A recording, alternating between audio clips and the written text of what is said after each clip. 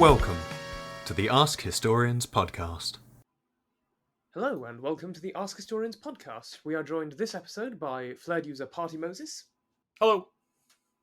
And we are here specifically to talk about Götz von Berlichingen and the culture of robber knights. So, welcome. Hi. And who was Götz von Berlichingen and what is a robber knight? Let's just start off with that. Yeah. So Götz von Berlichingen was a robber knight. So there you go. Podcast over. So he was he was a knight born in 1481 in Franconia, in part of southern Germany, the Southern Holy Roman Empire at the time. And he was born into a family of what he described as poor knights. Poor as in not bad at being knights, but poor as in didn't have a lot of money or a lot of land. He was also the fifth son of his father, who obviously he had had a couple of marriages and had several more sons and several other daughters. And so Götz wasn't really standing to inherit anything.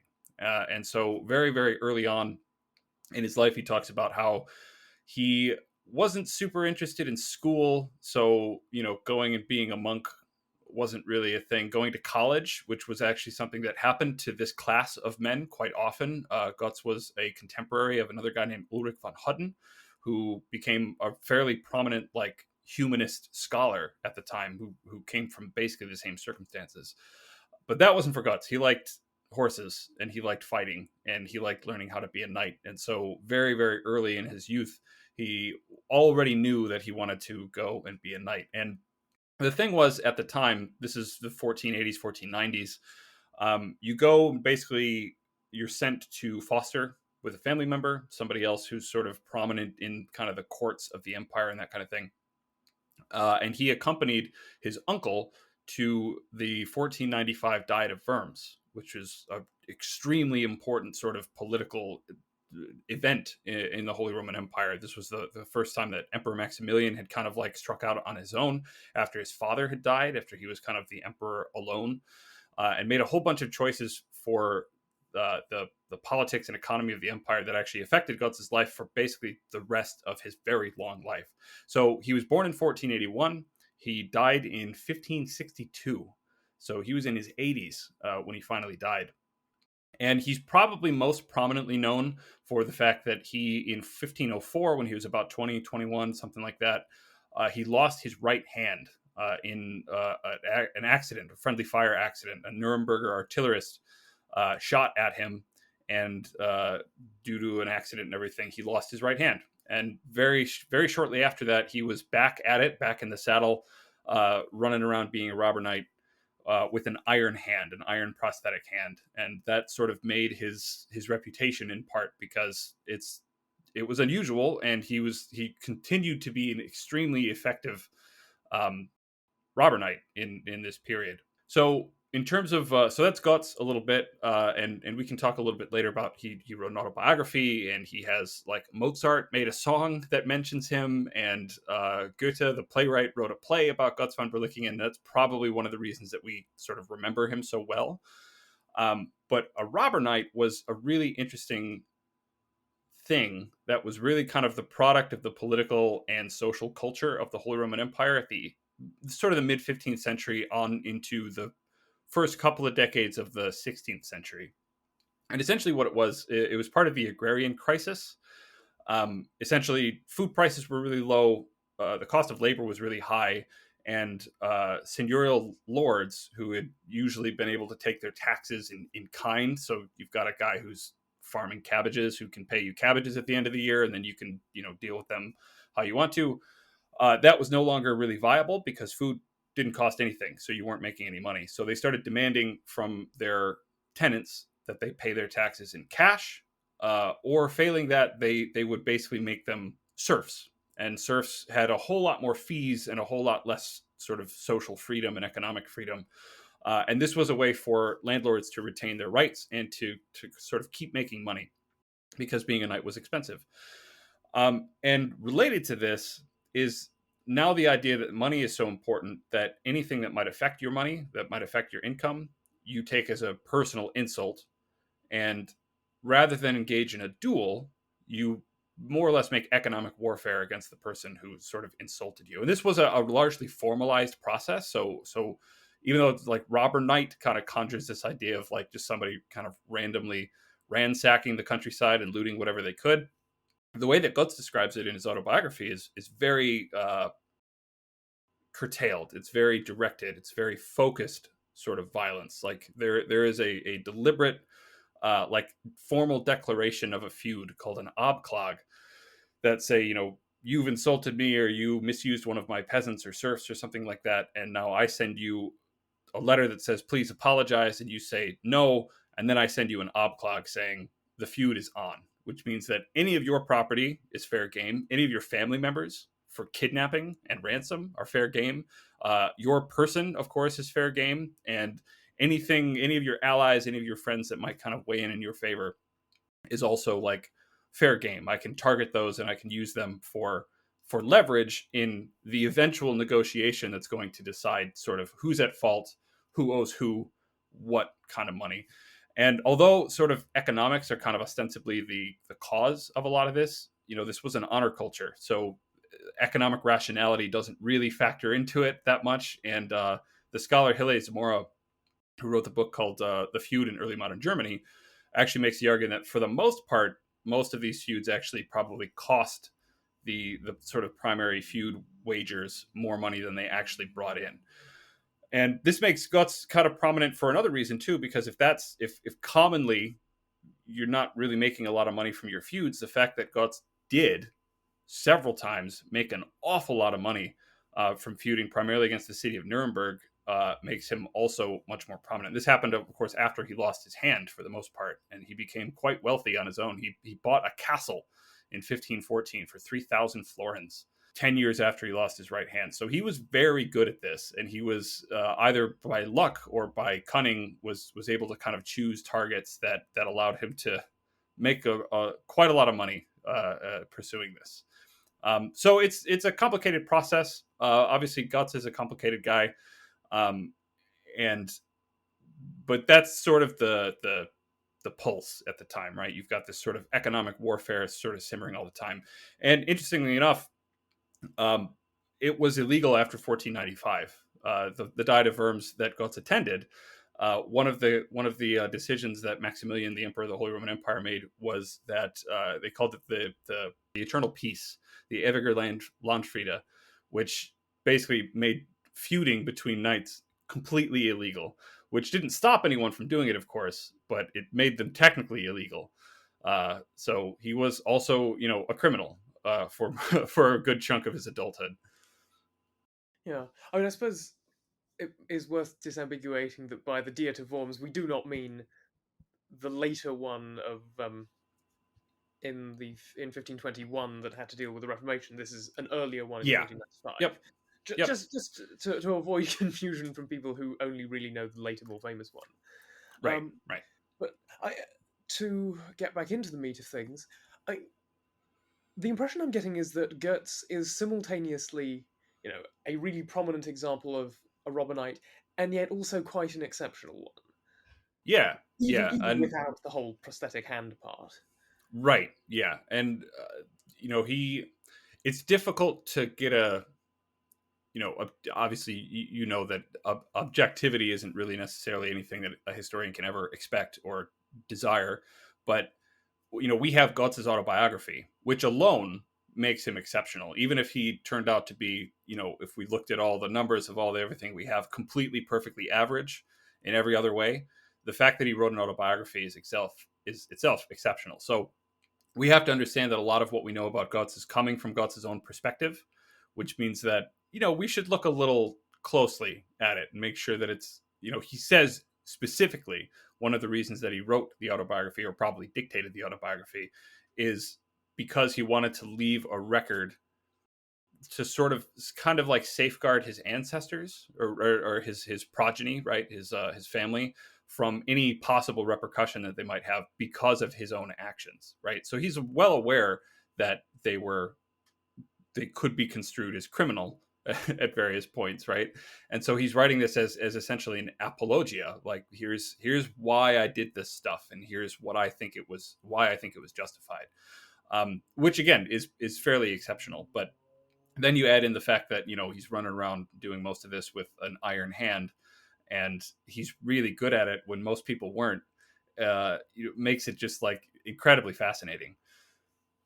And I mean, I guess one thing to go into now, because why not? Why not now? Is the Iron Hand? I mean, was how atypical was the use of prosthetics at this stage of the sort of cusp of the late medieval into the early modern? Surprisingly, it wasn't. Well, I mean, it's always hard to sort of answer like how common. You know, obviously we don't have super specific, great, you know, demographic records or anything like that. But I think so. One of the most interesting parts of the autobiography for me, and I spent the last year and a half or so doing my own translation of it, just because there are a couple of translations in English that are available that I don't think are very good. And then there are bits and pieces that other historians, like Thomas Brady, has done a chapter or two. A few other prominent historians over the years have done a chapter or two, but there's only like one or two English translations, and they're not great in my opinion. They're very sort of rough and hard to read. So I went through it and did my own, right? And so that kind of gave me sort of intimacy with, you know, anytime you have a subject like this, it becomes sort of emotional from from the historian's perspective. You get like, you feel like you know the person, especially if they're writing like first person. But I think one of the most affecting parts of his whole autobiography is after he loses his hand. And I'll talk a little bit more about the mechanics of how exactly that happened in a second. But he was brought into the city that the army he was a part of was actually besieging to get better care after they saw sort of how traumatic the wound was. And he's in there. He gets treated. He never mentions the surgeon or the doctors who work on him or anything like that. He just says that it was, you know, very painful and it was obviously very emotionally difficult. And around the same time, the city Landshut that they were besieging had a breakout of what they called the red dysentery, which was killing hundreds, dozens of people a day. At one point, he's supposed to meet the leader of this rebellion that he's fighting against, who's just going to come in to visit him because he's in his city.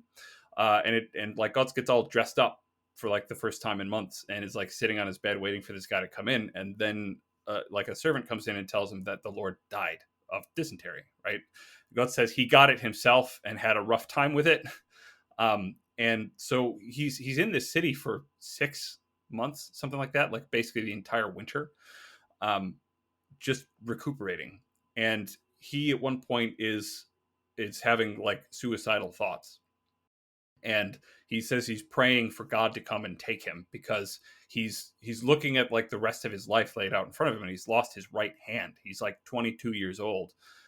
He's only ever wanted to be a fighting man his entire life, and now like he's looking at this like that's gone, right? And it's in like the depths of this despair that he talks about how he remembered that when he was growing up, his father talked about a guy that he had known whose name was Kokla, and Kokla also had a prosthetic. He'd also had some traumatic injury and had a prosthetic. And Götz remembers like, you know, I've actually like ridden with Kokla's sons, and all I've heard about this guy was that he was a good man of war. Like he was a great rider, a great fighter, a good sort of loyal connect, right?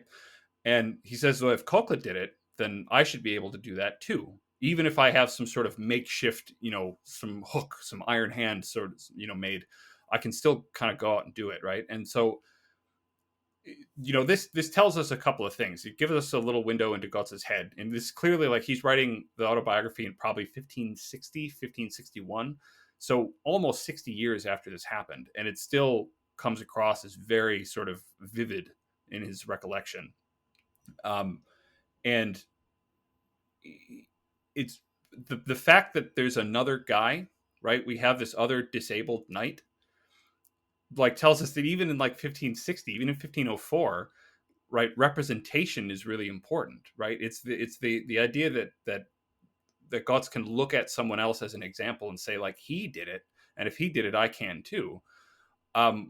Is fascinating to me, completely fascinating to me. And of course, like, you know, even in 1504, there must have been plenty of people walking around who'd had horrifying injuries that were treated with some form of prosthetic. And even like Götz's earliest hand, and you can even go on just look up Götz von Berlichingen and you'll probably see pictures of it all over the place, was like manipulable, right? It had movable digits that you could lock into place, so you could hold different things in different ways.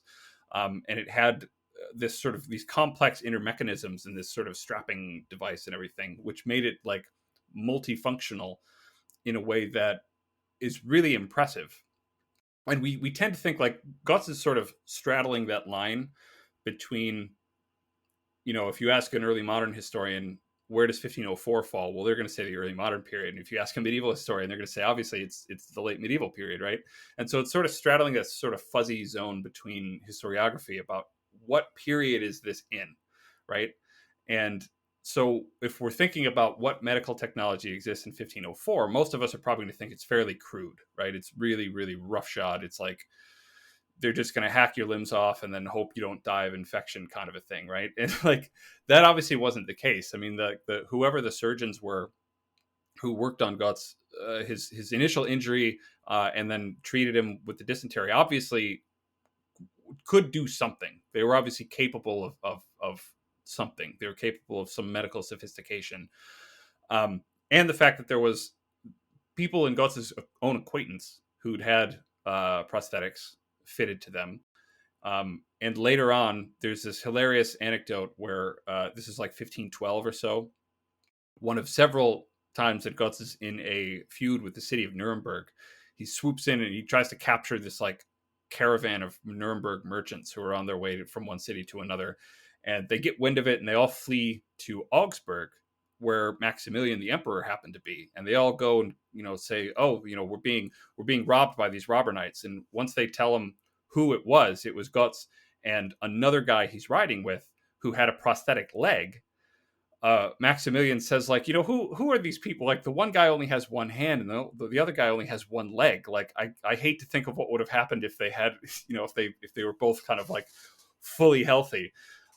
Which again says like there were probably way more people with prosthetics than we might think so. Like, people might not mention it for various reasons. It might only come up if it's relevant, right? But there were clearly people who were fighting men, who were people who were supposed to work with their bodies primarily, who had these prosthetics fitted and still kind of went on to live long and successful lives, even as like vocational fighting men like Götz was. And although Götz is a bit early to sort of cash in on this, there one of the most famous surgeons in history named Ambroise Paré started his career around the 1520s. And throughout the course of the 16th century, like, he really focused on prosthetics. And if you look up just like medieval prosthetic, you're probably going to see pictures of Ambroise Paré prosthetics, because a lot of them have been preserved and a lot of them are incredibly sophisticated and incredibly subtle and like really clever design mechanisms and everything. And it's this one surgeon who thought, this is something that people need, and I'm going to, make the best thing possible that I can. And so I think that's all, really, really fascinating. And I think like it sort of gives us this kind of view of the world where you can see people with various physical maladies who are doing just fine in a variety of different ways, whether that's just, they have a prosthetic or they don't, or they get along without one or they don't. But I think it kind of gives us a more nuanced understanding of the capabilities of surgery and the capabilities of medical science at the time. And the fact that somebody, even somebody who has relatively humble origins like Götz, was able to access this and to have something that was made that not only worked, but has been preserved for 600 years, I think is really, really incredible.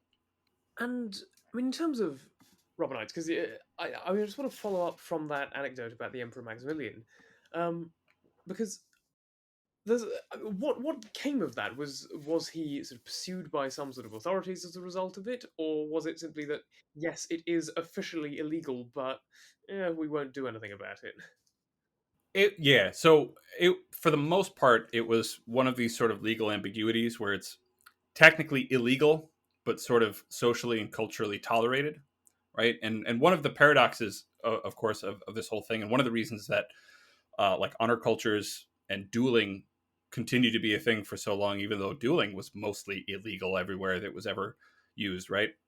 Is because the same, like, lacking any kind of centralized, like, police or law enforcement arm that's independent of the kind of vocational men of war that serve the interests of the state, of the proto-state, of whatever you want to call it, right? There's nobody around to enforce these laws that isn't in the culture that sees value in doing the thing, right? So, like, the people who would police the behavior that Götz is going around are Götz's cousins and his friends and his family members and his rivals, right? And, like, it's the same people. So if you tell them that's illegal, you can't do that, they're going to say, well, okay, stop me. What are you going to do, right? And so there's always this sort of tension where it's like, technically, yes, it's illegal, but, like, the guys who are supposed to police that are the guys doing it. So if you stop one guy from doing it, well, then all the other people who are supposed to police that for everywhere else are just not going to do it, because now they're going to be targeted, right? So, it's one of these sort of inefficiencies that leads to efforts toward centralizing more of these sort of law enforcement apparatus type stuff. And to that end, so Friedrich III, Maximilian's father, had created a organization, I guess, almost like a sort of corporation called the Swabian League. And the Swabian League was a collection, a group of cities, a bund of cities that got together, cities and free knights, and pretty much anybody who wanted to pay the membership dues to join, who would keep a standing force of mercenaries on hand to deal with emergencies within the empire. And it was essentially intended to be kind of the Friedrich III's, the emperor's sort of almost like personal army, kind of, but it was also sort of democratic, right? Because anybody providing any money or soldiers to this endeavor would have a bit of a say in how it could be used. And so part of why Maximilian's so frustrated when these merchants come in and start complaining about the robber knights, he actually says, like, how come anytime, somebody steals a bag of pepper, I have to rouse out the entire empire and go to war for you? But anytime I'm trying to do something like, become the actual emperor, invade Rome, or whatever Maximilian wanted to do that month, nobody can lift a finger. And he's, like, frustrated because, like, he's got these imperial ambitions, and the fact that the social order of the Holy Roman Empire is set up specifically to allow objections to the accretion of centralized power is frustrating to Maximilian, right? And so it's sort of connected to this sort of a thing. But so the Swabian League did exist, and it did influence this sort of robber knight culture, and it is essentially the reason that the robber knight culture ended up basically dying out. And Götz himself ran into disfavor from the Swabian League a couple of times.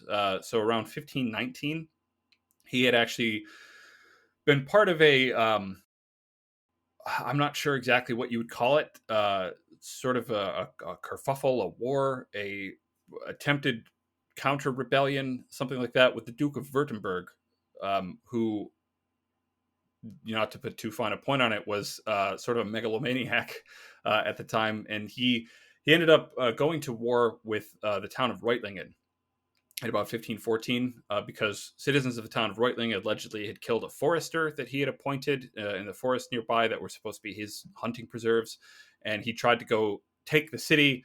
They were members of the Swabian League, so they called the Swabian League in, and Götz had been riding in this guy's service for a couple of years by that point, and was essentially kind of like, because he had this contract that extended into this period, he had to ride for the Duke of Württemberg, which he didn't really want to do. And he ended up involved in this war that lasted quite a long time, and he ended up getting arrested by the Swabian League and was in prison for like 3 years, from about 1519 to 1522 or so, where he was basically just he was shut up in a tavern for like 3 years and forced to pay his own upkeep while they kind of sat around and thought about what they might do with him. So, there were efforts to kind of control this stuff, but generally it was only really invoked when the problems got so severe that it threatened the internal peace of the empire. So when you have like a robber knight feuding with Nuremberg, well, like, who isn't feuding with Nuremberg? That's not a big deal. But if you have a massive rebellion, if you have one duke trying to violently conquer an entire city, that's when the emperor needs to swoop in and kind of like, deal with things. So the whole kind of culture of feuds really ended. Like, we can pin it right to about 1524, which was what they called the Knights Revolt. And the Knights Revolt was this sort of expression of these long simmering tensions, right? Just like the Peasants' War that followed the year after, it's connected to the agrarian crisis. It's connected to the lack of sort of like specie that knights have. It's their kind of collapsing social power. And they have this rebellion where they're trying to kind of get the emperor to recognize the power and the freedom of the knightly class kind of one last time. And part of it is by defending their right to feud, because for some of them, that's the only way they can make any money. And it gets utterly crushed, completely crushed. And the Swabian League just brings in cannons and they say, well, you've got some pretty little castles, and they just blow these castles to smithereens. Like they destroy like 20 or 30 castles in Franconia over the course of several months, because they just bring their army around, point the cannons at the walls, and just blow them up. The leader of the Knights Revolt, Franz von Sickingen, ends up getting killed in an artillery bombardment like this, and Götz is only not part of it. Franz von Sickingen was his brother-in-law. Franz had married his sister, so he would have been there if it wasn't for the fact that he was basically honor bound not to get into any fights with the Swabian League for some duration of time he's never specific about. So it's probably lucky that he wasn't involved in that, because he probably would have been like crushed by a falling piece of masonry like Franz von Sickingen was. And so we probably owe his service to the Duke of Württemberg in part for the fact that we have this autobiography. Otherwise, he probably would have been either killed or just sort of like arrested and done away with for the rest of his life after that. Yeah, it's interesting you mentioned that though, because in a way, his imprisonment for supporting the Duke of Württemberg isn't really even tied to his being a robber knight. It's more him being basically a mercenary for a particular, a particular imperial prince, and it's actually a lot more pragmatic almost. Yeah, and some of the like the pop culture takes I've seen about Götz, because like he pops up everywhere. I've seen people just kind of make memes and post memes around like Facebook, and gets brought up on Reddit every now and again. And he seems to have a somewhat prominent kind of following in various places. And I've seen some like history YouTube channels and stuff talk about him a little bit. And a lot of what they tend to say is, Götz became a soldier of fortune, a mercenary. He went and sold his services to the highest bidder. And it's not really the case, right? Like he was very pragmatic, and he was very economical, and he was somebody who was doing things because he didn't have the means to sort of make his own living, right? He had to serve other people and be paid for it. And he was very good at it. He took it very seriously. But, this sort of little incident with the Duke of Württemberg is really interesting in that, because he didn't want to serve that guy into this war. And he had actually had a friend, Franz von Sickingen himself, told him like, hey, there's some trouble coming up with him. So you should come ride with me for the next 6 months or so. And like Götz describes trying to like get out of the contract that he had with the Duke of Württemberg and couldn't.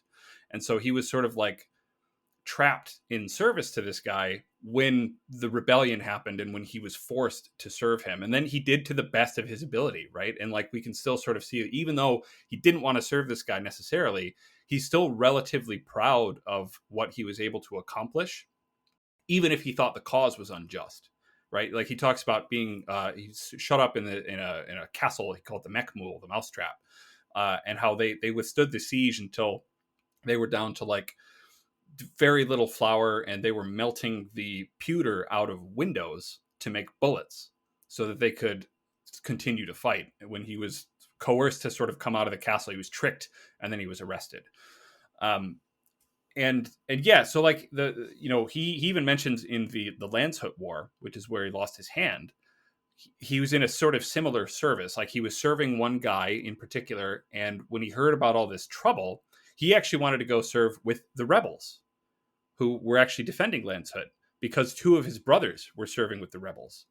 But because he was already sort of, involved in this sort of contracted almost service, like he had this agreement with this guy he was riding with, he had to do what that guy chose. And so he went and served with the Swabian League and with Maximilian.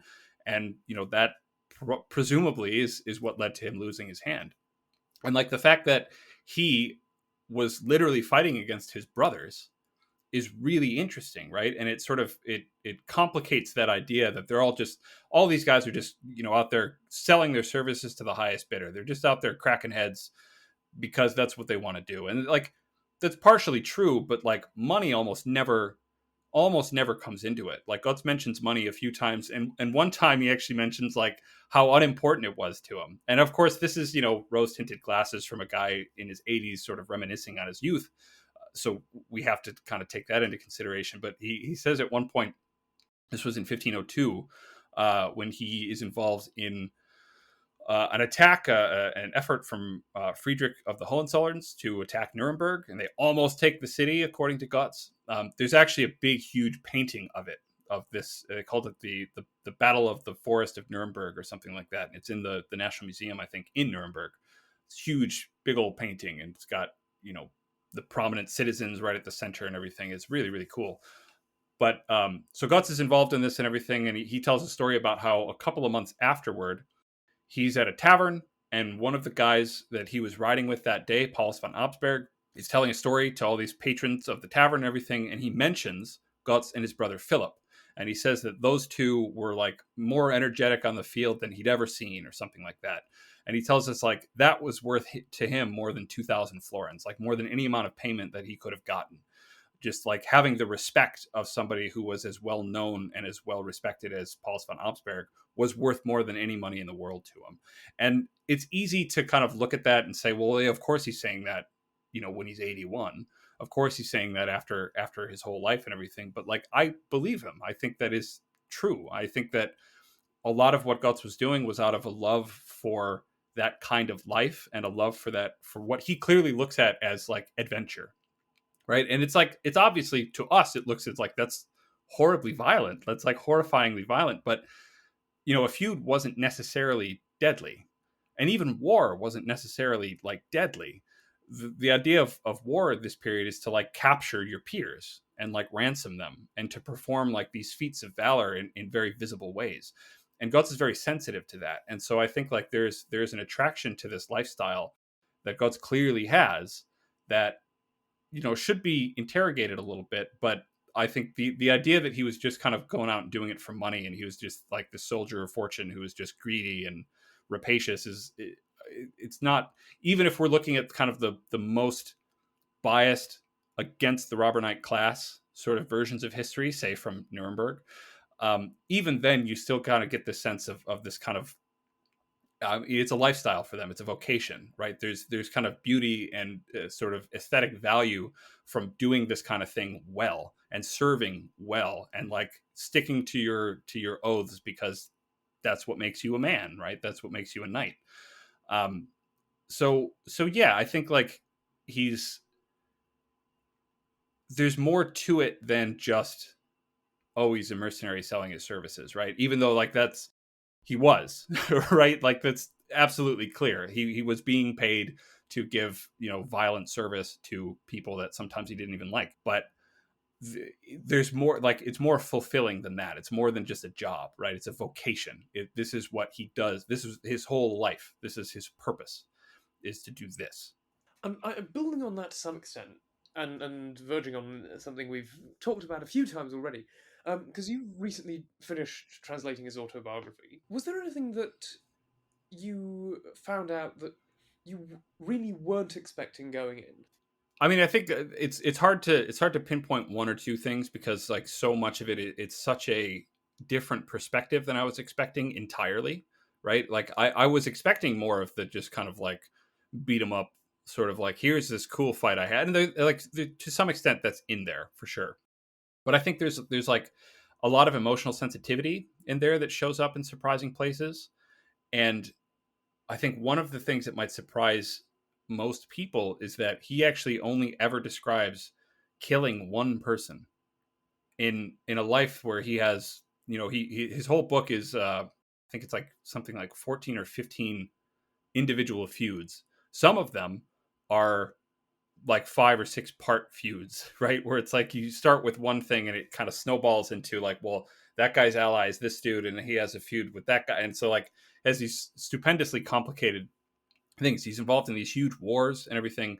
And the only time he ever actually describes ever killing someone personally is in the fight outside Nuremberg, where he lances a wagoneer so that they can't close the Wagenburg that they're trying to set their cannons and stuff behind.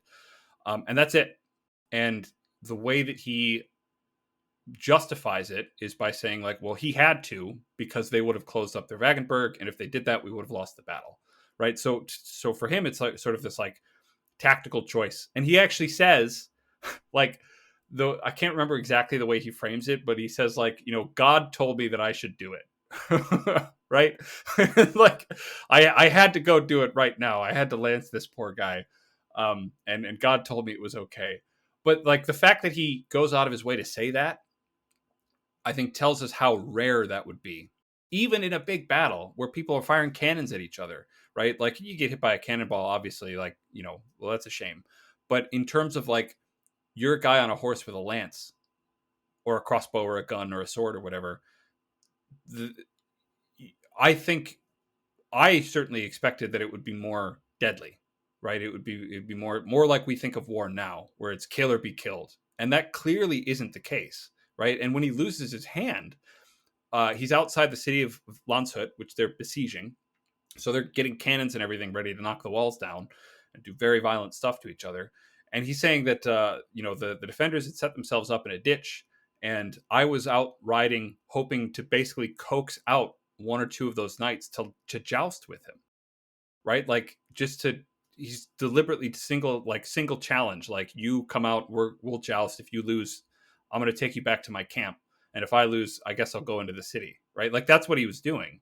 And it wouldn't have been to kill each other, although that obviously would have been a possibility, but it was to joust with each other. And like the jousting and the sort of like nightly stage that they were doing it on was the important part.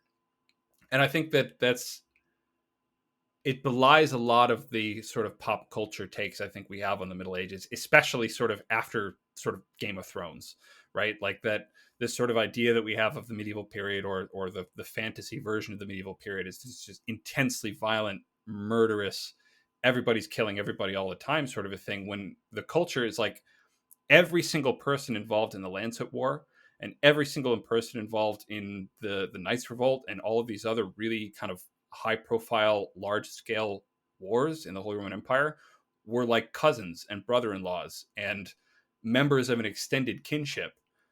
And they didn't want to kill each other, but they also wouldn't stop ransoming each other, right?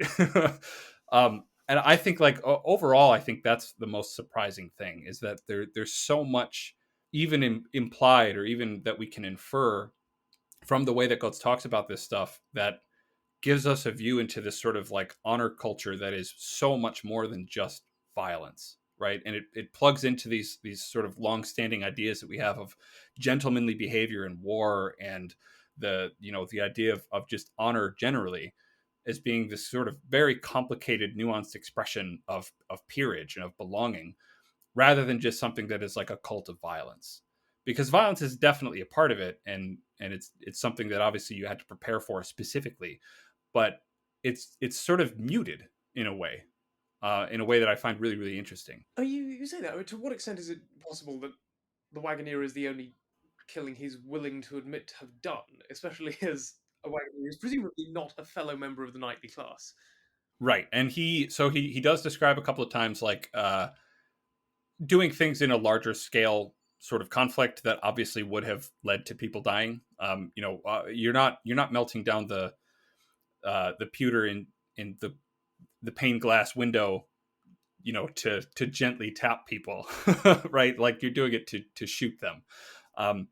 And there are a lot of times he glosses over like, oh, we approached this city and we had skirmishes for weeks, right? And it was hard work or whatever. And there's a part like he's in the Swiss War in 1499, and he describes that he helped run basically barrels of gunpowder into the tower of a church so that they could be set on fire because there were Swiss gunners up in the top of this tower that they burned out, right? And so like Götz obviously didn't necessarily like pull the trigger on this, but you know, it's certain that even if this might be the only person he ever like personally killed with a lance, it's almost certain that he either indirectly or directly killed other people in other ways that are maybe less personal, right? And again, it's the nature of warfare and the nature of you know, you have guns and cannons now, and to the extent that you can control where you put your lance, or you can control how you hit somebody with a sword. He actually describes at one point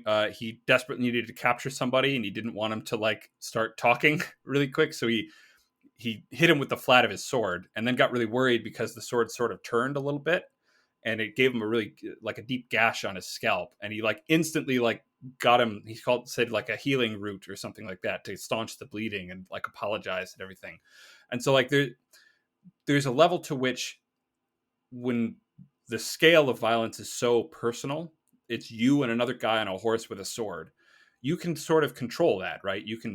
There's a lot more control you have over how you use your sword than there is about where a bullet goes or where a cannonball goes. And so I think that obviously, like, we have to understand that, of course, the nature of warfare at the time wasn't this purely honor culture, purely non-lethal way of performing masculinity for each other. It also was necessarily deadly, and it also was necessarily something that killed a lot of people. And sort of another kind of one of the parts that I think Götz sort of lets his emotions kind of come through is after the German Peasants' War, where he, according to Götz, is coerced into leading an army of the peasants. He's like captured and basically told, like, you're going to do it or we're going to kill you. And he tells us he's convinced that they're going to like roast him alive or behead him or something the entire time, because he's a member of the knightly class and they're making class war basically. But he gets tried by the Swabian League for that, and he gets basically put under house arrest for 16 years. And after the 16 years are up, the next emperor of the Holy Roman Empire decides he's going to go to war in Bohemia, and he's going to go to war in France, and he's going to go to war in northern Africa, and he needs armies. So he brings Götz out of retirement and tells him to go like get 100 knights to come with us. And Götz is like, well, I don't know if I can. And then he does instantly. And like he completely undervalues the popularity that he has and the reputation that he has. And he says like he had to turn people away from riding with him. I think this is 1542. I think it's 1542. In any case, they only make it to Austria before the Buda is taken by the Ottomans and they disband the army. But by that time, the host has gotten sick, and everybody, like a lot of people, die. And Götz sort of writes very affectingly about how like he's like, why did he live when so many of these younger guys died? And it's not fair, right? And it's very clear sort of like this survivor's guilt that he's got from the whole thing, because like it was horrible. Like half the army just died of sickness after this whole thing for nothing, for utterly purposeless. And these guys just die. And obviously that was a reality of warfare at the time too. And like, you're much more likely to die, even in Götz's autobiography, right? Like the highest body count parts of this whole thing are people dying in Landshut of red dysentery, and these two campaigns where a good chunk of the army dies of, I think he says the plague, so probably smallpox or something like that. And obviously, you know, it is brutal and it's messy, and like cannons don't know friend or foe, and like it was a Nuremberger artillerist who was fighting on the side of Maximilian and the Swabian League and Götz that fired at him that made him lose his hand. So it's, you know, obviously Götz is presenting a view of this that highlights the adventuresome parts of it and highlights the parts that are noble, and they're something that everybody can really relate to. And obviously, sort of under the surface, there's a lot more that we could really, and we should sort of kind of think about and explore, because obviously, like, your vocation, your whole reason for being is warfare. And warfare is not nice and not gentle, and it never has been, and it never will be. And even if there are sort of like honorable limitations in how you go about performing violence, you know, that might not extend to just the hired guys. That might not extend to the peasant hosts. That might not extend to the camp followers and the servants that are doing the laundry and preparing the food, who are also going to die of camp diseases. And they're also going to get sick. And they're also going to get blown up by cannon fire or whatever else. Right. And there's, parts of the autobiography where he talks very casually about burning towns and other things that are pretty objectionable, right? And he just sort of breezes on by. He says, "Oh yeah, we burned that village down," and so yeah, we have to make some inferences about what exactly that means and how exactly Götz thought about that, because obviously it either wasn't much or he made a sort of editorial decision to not talk about that, right? And I think both possibilities are really interesting. I think that's a good place to end the main part of this, although I know that you have talked about Götz elsewhere, and indeed about other figures of this period. Yeah, so I have a podcast that we actually just started rolling out a couple of months ago. It's called Murder Hobos. And the idea is that it's me and my friend Tony as my producer. We've done 10 sort of biographical podcast episodes about men like Götz. So our second episode, or our second proper biography episode, is about Götz von Berlichingen. And our first was about William Marshall, who was another knight about 200-300 years before Götz. And in between each biography episode, we have a Q&A episode that's more like this, right? Like a conversation between me and Tony, and about listeners to the show send in questions and everything. And we should be releasing, I think by the time this podcast goes out, we should have our third proper bio episode out on the Duel of the Mignons and Henry III, which is sort of about dueling culture in France in the 1570s. And we're going to go on. We talk about people sort of chronologically up until the early 20th century as we go on. And it's been really fun. And I think you can probably, like, people who are familiar with like my writing on Ask Historians will probably be very familiar with sort of the format of the show, because it's obviously, like, I've been I think posting on Ask Historians now for like 5 years, 6 years, something like that, for a while. And I feel very strongly that like public history is really important, and like having history be accessible to people, especially through being able to ask questions of people who are experts, either because they've gone to school for it or because they have a personal passion that they've spent a lot of time with, is really, really important. So the format of the show, again, we have the proper bio episodes, and then 2 weeks afterward, we have a Q&A episode where anyone can submit questions that they have about what they've heard or about anything related to it. And those have been really fun to do so far. So if you have questions, probably the best way to reach out to me is at Gmail. We have murderhobospodcast@gmail.com or murderhobospod on Twitter. And yeah, look forward to it. So if you thought this was interesting, I do talk a bit more and some of the same stuff, some different stuff about Götz in our second biography episode. And we just released the Q&A episode pretty recently. So yeah, it sounds excellent. And so, yeah, by the time this comes out, there will almost certainly be more. And yeah, I hope we can get people from both angles. Yeah. Anyway, thanks for coming on. Yeah. I will always have fun talking about Götz. He's one of my favorite people, I think. You've been listening to the Ask Historians podcast. Please support us at patreon.com/askhistorians. Find more history like this by following us on Twitter and Facebook, and by visiting us at askhistorians.reddit.com, and ask hundreds of historians and enthusiasts anything you want to know about history.